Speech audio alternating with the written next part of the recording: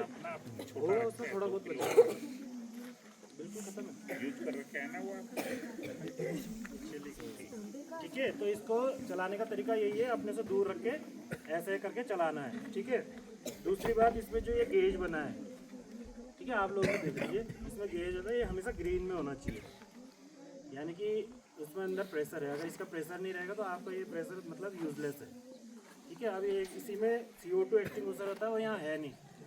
ठीक है, तो CO2 वाला हमारा ABC तक हो गया। द्रव की आग हो गई, द्रव में मतलब कि कैसा हो गया, पेट्रोल की आग हो गई, तेल की आग हो गई।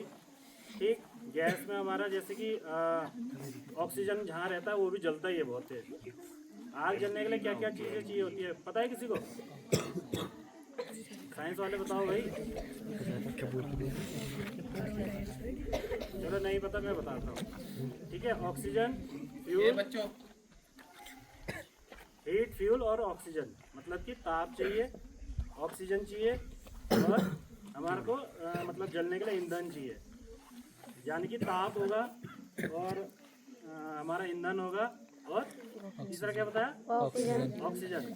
तो इसमें से किसी भी एक चीज़ को हटा देंगे तो हमारा वो आग बुझ जाएगी।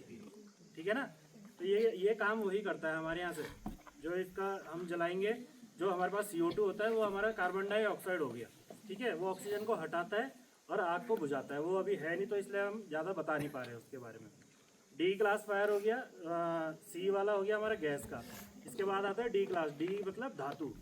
हमारे पास जो साइंस वाले हैं उन्हें पता होगा, सोडियम जलता है ना। सोडियम को पानी में डाल दो तो एकदम से आग लगती है उसमें। और कई सारे ऐसे भी होते हैं जो धातु है उसे पानी में डालो एकदम से फूटता भी है, तो उसके लिए भी D क्लास वाले के लिए भी आता है। E मतलब इलेक्ट्रिक फायर, मतलब जो हमारा जो विद्युत वायरिंग बोलते हैं हम, कंप्यूटर लैब हमारा जो हो गया, विद्युत पैनल हो गया, वायरिंग वगैरह में लग जाती है ना, तो वो इलेक्ट्रिक फायर होती है, उस पर भी आप इसको बेधड़क यूज कर सकते हैं। बट इसे चलाने के लिए चला सकते हैं उसमें। बट उससे क्या होगा कि आपका मान लीजिए जैसे कंप्यूटर आपका 50,000 का है ना, आपने इसको चलाया तो उतने की इसकी क्षति नहीं होगी। अगर आप ये चलाओगे तो इसका पूरे अंदर घुस जाएगा पाउडर, तो और ज़्यादा क्षति करेगा वो। तो CO2 इसलिए ही लगाया जाता है कि आपका इलेक्ट्रिक, जैसे आपके जो महंगे उपकरण है ना उस पर आप वो चलाएंगे तो वो आपका बचाएगा पैसे। अब आप मान लीजिए 50,000 का आपका कंप्यूटर ही आपने ये चलाया, उसमें कंप्यूटर रूम उतना जला नहीं, उससे ज़्यादा का नुकसान करेगा। वो सफाई करवाओगे, हर चीज़ कराओगे तो उस टाइम पे और ज़्यादा वो होता है। ठीक है, मेनली आपको मोटा मोटा बता दिया। कितने प्रकार की आग बताई? 5। कौन कौन सी? आप किस किस में चला सकते हैं? बी क्लास में कौन सी बताई इन्होंने? बी क्लास में कौन सी कार आएगी? अभी तो बताई इन्होंने। अबे ABC तो यही हो गया। धातु। ए क्लास में कौन कौन सी बताई है इन्होंने अभी? सीधे सीधा है। A का मतलब ठोस, B का मतलब C का मतलब गैस और D का मतलब धातु। D मतलब धातु, E मतलब इलेक्ट्रिसिटी। ठीक है, इतना याद रहेगा।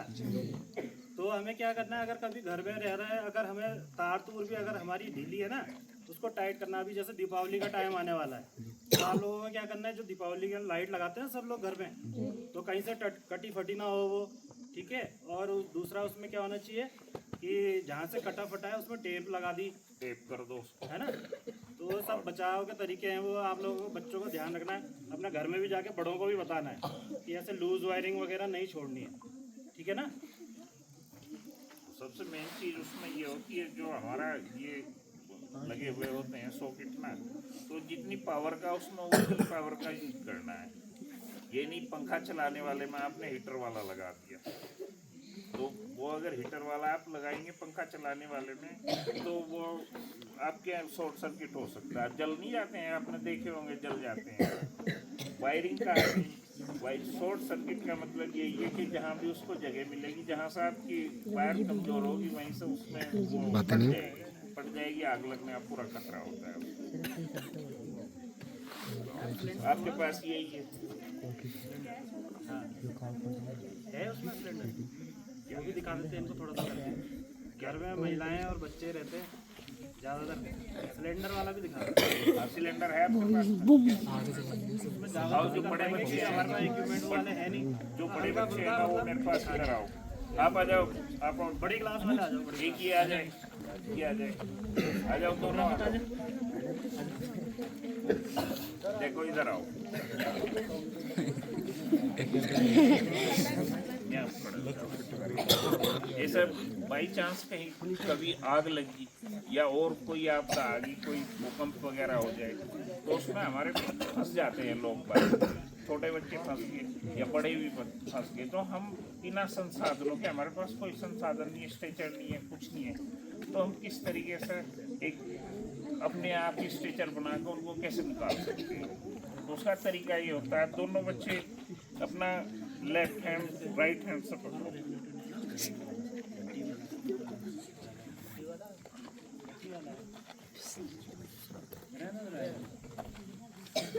राइट लेफ्ट से मैं इधर आओ, देखो सब लोग देखो, ये जो दूसरा हाथ बचा है आपका, इससे इसका दूसरा हाथ बदल लो, आप इसका दूसरा, तो ये एक सिट बन गई आपकी, सिट बन गई ना। नीचे करो इसको थोड़ा, एक छोटा बच्चा आओ मेरे पास में, आ जाओ आ जाओ आ जाओ आ जाओ, कोई सा भी आ जाओ।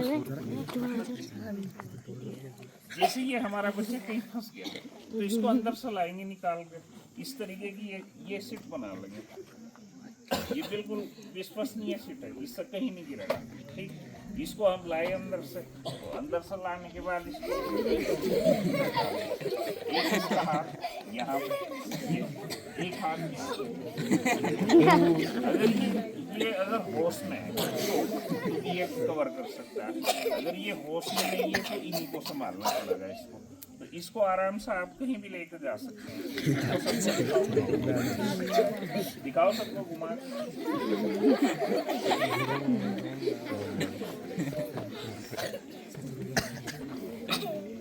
एक मिनट।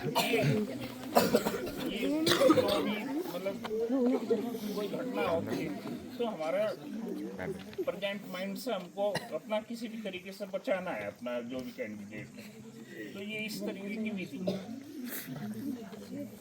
दूसरे तरीके से भी इसको ले जा सकते हैं, अगर ये ना बाई चांस बन पाए, एकदम भूल जाए आदमी, अगर इसकी लगातार प्रैक्टिस करेंगे तो ही बन पाएगा, नहीं तो भूल जाएगा।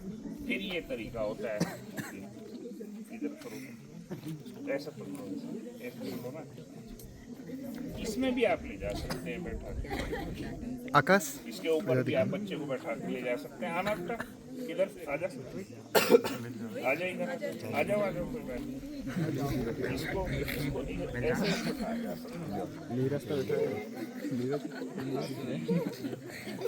ऐसे भी ला सकते हैं आप।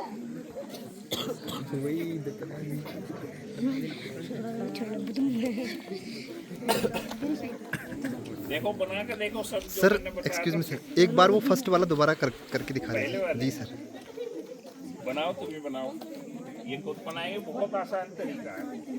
एक बार अगर समझ में आ जाए तो इसमें कोई प्रॉब्लम वाली बात नहीं, बिल्कुल आसान तरीका है। देखो दो बच्चे बना के देखो इसको, कैसे बताइए।